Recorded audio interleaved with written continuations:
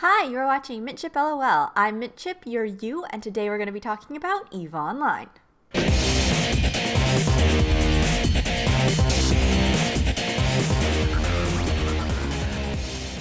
So all this weekend, Jita was under fire by the notorious Goon Swarm Alliance. There was a little bit of disappointment from some people who felt like it should have been more, but of course Mitani declared that it was a success, the largest success in the history of all successes that we've ever seen. I think others were fairly satisfied with the results, and there were over 2,000 people in Jita local. There's been some speculation as to why goons did this, whether it be like market impacts or just to quell boredom.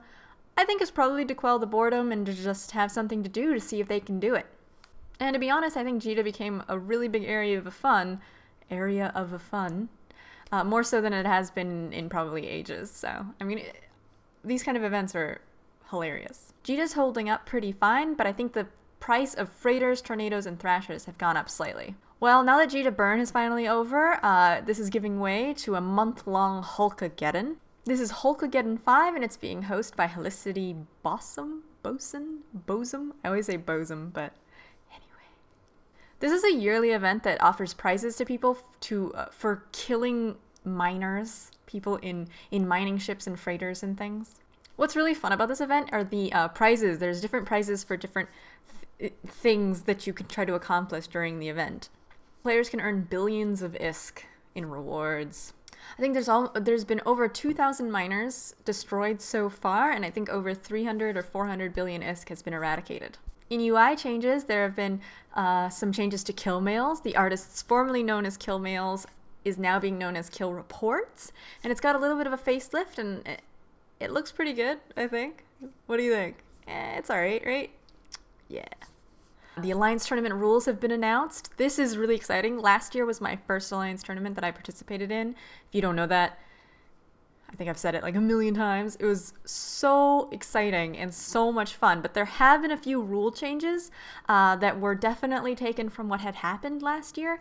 For example, one of the rules that they've implemented recently is saying that basically no alliance can have B or C teams. Now, this comes from how there were so many B teams and C teams in last year's alliance tournament that, a lot of times they'd be like fighting against each other, and it just seemed like one might be throwing the fight against the other.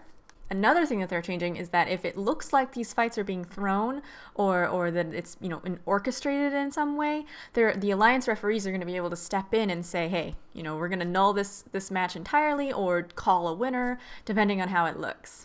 Now, if you remember last year, Garmin had an A team and a B team, and they ended up fighting against each other in the final match, which kind of sucked because so many of the matches were so intense and a lot of fun to watch.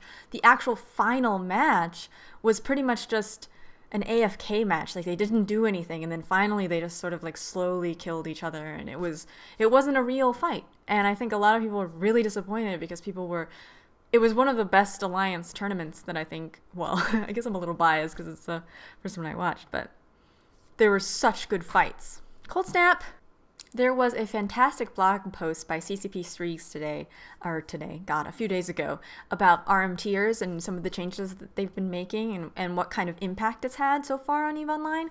And it's just a fantastic blog. I really want you guys to go and read it. I'm going to put the link down below. I mean, I could talk about everything that he says in there, but it's really just, it's such a good read, I guess I would say.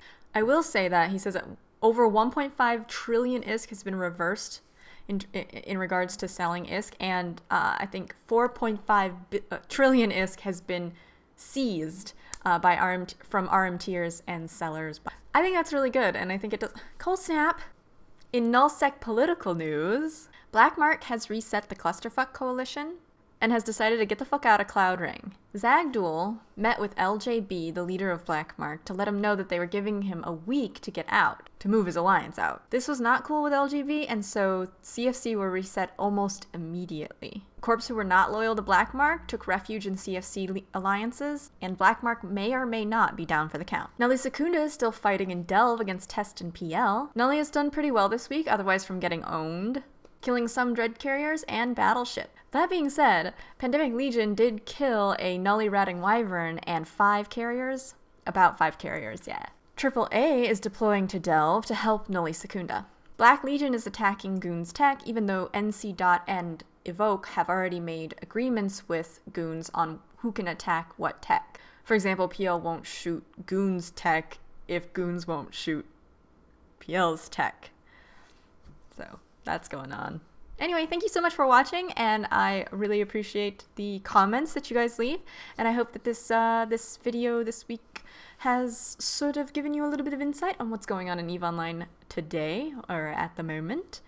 And yeah, I'll see you next week. Love you! Bye! In nullsec PvE, that being said, PL did kill a ratting wyvern. Wow, why can't I spoke? Okay, a nully ratting wyvern. Okay, there, that's good. All right, Triple A is deploying to Telv. My God, can I spoke? Okay. What are you doing? You come say hi? He's right here. Hi. Hey, say hi. Oh, he's looking right into your souls, guys.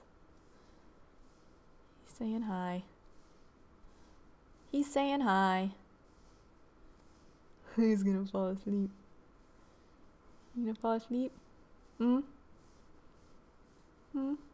Little guy? Yeah. He lets me